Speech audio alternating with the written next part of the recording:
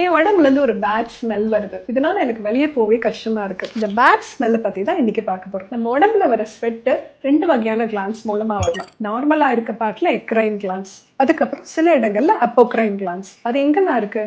நம்மளோட armpits, neck, நம்ம இடுப்பு இடுக்கல இதுலலாம் இருக்கிறது அப்போக்ரைன் கிளான்ஸ். நம்ம ரொம்ப டைட்டான க்ளோத்ஸ், ஸ்பெஷலி காற்றே உள்ள போகாத க்ளோத்ஸ் போகும்போது அப்படியே ஸ்வெட்டு தங்கிடும். அப்போ அது பாக்டீரியாவோட மிக்ஸ் ஆகும்போது கேவலமான ஸ்மெல் வரும். ஸோ என்ன பண்ணணும்? நம்ம ஊரோட டெம்பரேச்சருக்கு லூஸாக காட்டன் ஃபிட்டிங் க்ளோத்ஸ் போடுங்க. மார்னிங் அண்ட் ஈவினிங் குளிங்க. எல்லாம் சோப்பை போட்டு தேய்ச்சி குளிச்சா போதும். இதுக்காக ஆன்டிபாக்டீரியல் சோப் இது அதுன்னு மாற வேண்டிய அவசியமே இல்லை. ரெண்டாவது, நம்ம சாப்பிட்ற டயட்ல இருக்கலாம். ஏன்னா ரெட் மீட்ல இருக்க பொருட்களும் ஸ்மெல் கொடுக்கும், ஆல்கஹால்லையும் வரும். நம்ம தண்ணி குடிச்சு டைல்யூட் பண்ணும்போது இந்த ஆர்டர்ன்றது குறையும். அதே மாதிரி குளிக்கிறதும் பார்த்துக்கணும். கடைசியா டிசீசஸ், சில நோய்கள்லேயே பாடி ஆர்டர் வரலாம். ஸ்பெஷலி பார்த்தீங்கன்னா தைராய்டு ப்ராப்ளம், சக்கரை வியாதி, லிவர் ப்ராப்ளம், கிட்னி ப்ராப்ளம் இருக்கவங்களுக்கு வரலாம். அதில் பெருசாக நம்ம ஒன்றும் பண்ண முடியாது. மற்றபடி யங் பீப்புள் நல்ல ஹைஜீனிக்காக இருந்து ப்ராப்பராக ஹைட்ரேஷன் வச்சு ஒழுங்காக சாப்பிட்டாலே போதும்.